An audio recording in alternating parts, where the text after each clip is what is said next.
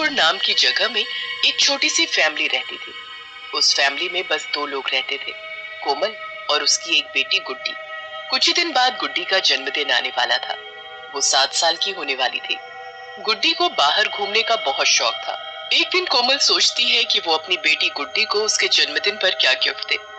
एक दिन जब कोमल और गुड्डी साथ में बैठकर टीवी देख रहे होते हैं, तब गुड्डी अपनी माँ से बोलती है, माँ, मेरा बर्थडे आने वाला है, तो आप मुझे क्या गिफ्ट दोगे? अच्छा गुड्डी, तुम ही बताओ कि तुम्हें क्या गिफ्ट चाहिए। अगर तुम्हें कोई अपनी पसंद की चीज चाहिए तो मुझे बता दो। नहीं माँ, अभी तक तो मैंने अपने बर्थडे गिफ्ट के बारे में कुछ सोचा ही नहीं है। जब सोच लूंगी तब मैं आपको खुद ही बता दूंगी। चलो ठीक है, जब तुम अपने गिफ्ट के बारे में सोच लो तो फिर मुझे बता देना। ओके माँ। अच्छा माँ, चलो गिफ्ट तो होता रहेगा। इस टाइम मुझे बहुत तेज वाली भूख लग रही है, जल्दी से आप मुझे खाना दे दो। इसके बाद कोमल गुड्डी के लिए खाना बनाने चली जाती है और खाने में गुड्डी की मनपसंद गोभी के पराठे बनाती है। अब मैं जल्दी से गुड्डी के लिए गोभी के पराठे बना देती हूँ। माँ, अब और कितनी देर में खाना दोगे आप? जल्दी दो, मुझे बहुत तेज भूख लग रही है। हाँ, बस 2 मिनट और, अभी ला रही हूँ खाना। फिर कोमल गुड्डी के लिए गर्मा गर्म गोभी के पराठे लेकर आती है। ये लो, तुम्हारे मनपसंद गोभी के पराठे हाजिर है। क्या माँ, आपने मेरे लिए गोभी के पराठे बनाए हैं? हाँ हाँ बेटा, तुम्हारे लिए ही बनाए हैं। इसी तरह दिन बीत जाते हैं और कुछ ही दिन बाद गुड्डी के बर्थडे को बस एक दिन बाकी होता है। कोमल भी सोच लेती है कि वो गुड्डी को क्या गिफ्ट देगी और वो गुड्डी के पास जाती है। हाँ, तो मैंने सोच लिया कि मैं तुम्हें तुम्हारे जन्मदिन पर क्या दूंगी। बताओ ना माँ, आप क्या दोगे मुझे? तुम्हें घूमने का इतना शौक है तो कल हम सब 2 दिन के लिए जयपुर जा रहे हैं। अरे वाह, ये तो सबसे अच्छा गिफ्ट है माँ। अगले दिन ही गुड्डी का बर्थडे होता है, इसलिए कोमल एक रात पहले ही सारी पैकिंग कर देती है और फिर सब सो जाते हैं। सुबह हो जाती है। ओहो, कितना लेट हो गया। आज तो गुड्डी का बर्थडे है। चलो जी जल्दी उठो, गुड्डी के पास जाकर उसे बर्थडे विश करते हैं। फिर कोमल और राजेश दोनों गुड्डी के पास जाकर उसे बड़े प्यार से बर्थडे विश करते हैं। हैप्पी बर्थडे हमारी प्यारी सी गुड़िया रानी। Thank you mummy papa. चलो अब जल्दी से उठकर तैयार हो जाओ, हमें कहीं। हम कहाँ जा रहे हैं? सरप्राइज है तुम्हारे लिए। सरप्राइज? कैसा सरप्राइज माँ? वो तो तुम्हें कुछ ही देर में पता चल जाएगा। नहीं माँ, बताओ ना माँ, क्या सरप्राइज है मेरे लिए? नहीं, मैं तुम्हें नहीं बताऊंगी। उसके बाद पूरा परिवार जयपुर के लिए निकल पड़ता है और शाम तक जयपुर पहुँच जाते हैं। होटल पहुँचते पहुँचते रात हो जाती है और तभी बादल गरजने लगते हैं और कोमल को भी कुछ अजीब सा महसूस होने लगता है। ये बादल इतने क्यों गरज रहे हैं? अभी तो मौसम सही था, एकदम से क्या हो गया? लगता है बारिश होने वाली है। चलो जल्दी अंदर चलो। सब लोग होटल के अंदर जाते हैं।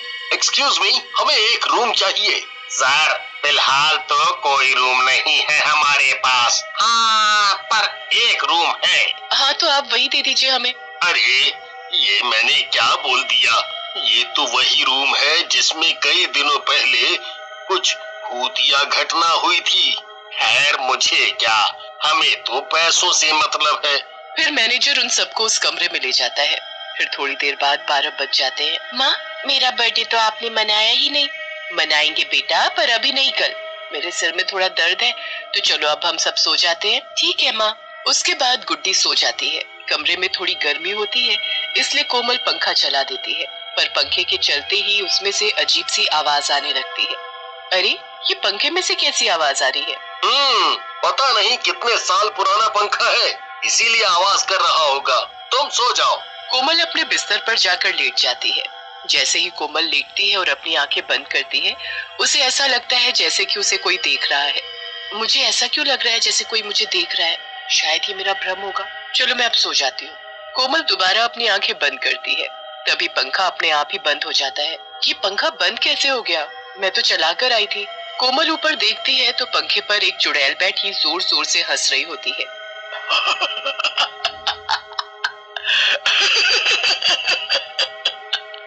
चुड़ैल, चुड़ैल!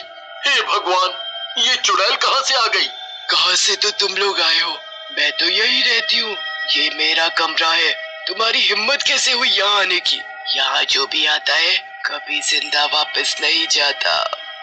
सब जल्दी से भागकर दरवाजे की तरफ जाते हैं, पर दरवाजा खुलता ही नहीं। राजेश दरवाजे को तोड़ने की भी कोशिश करता है, पर सब मेहनत बेकार जाती है।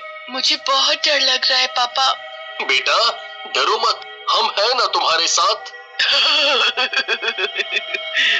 कोई भी कुछ नहीं कर पाएगा।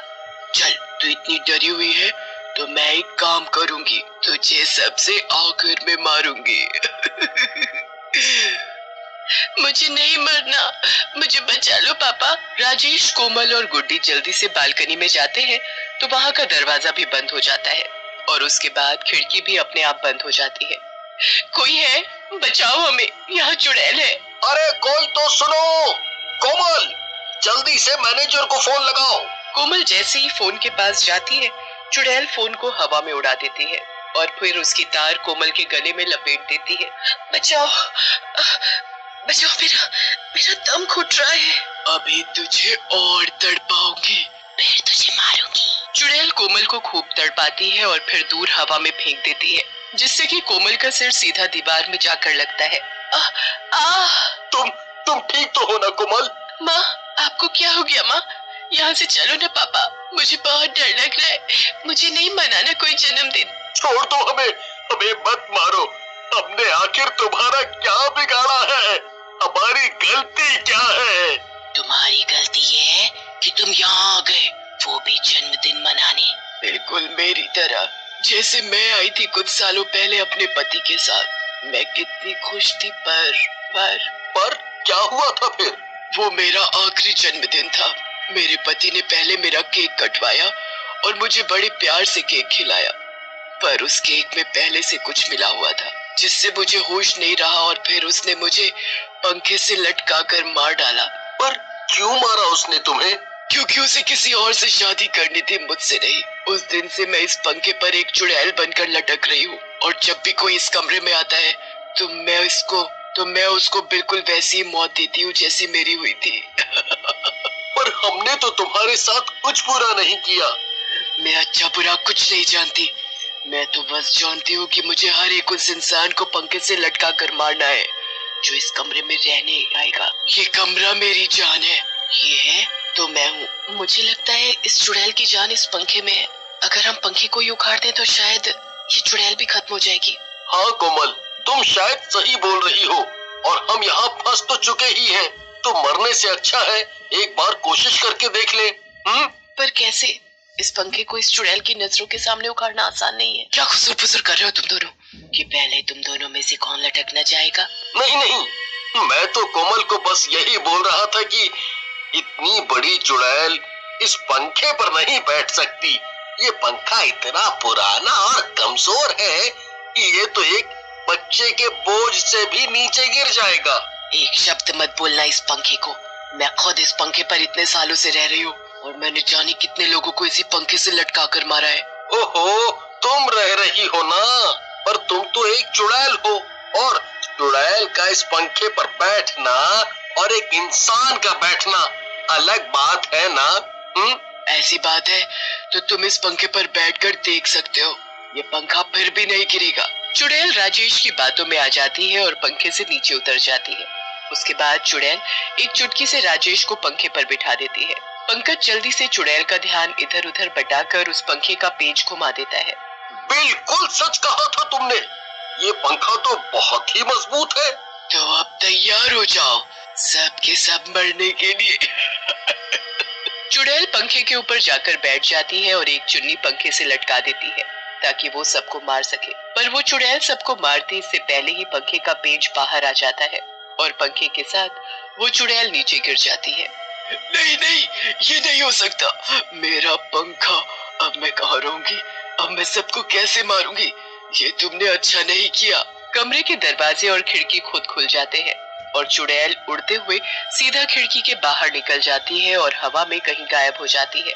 उसके बाद वो कभी वापस नहीं आती।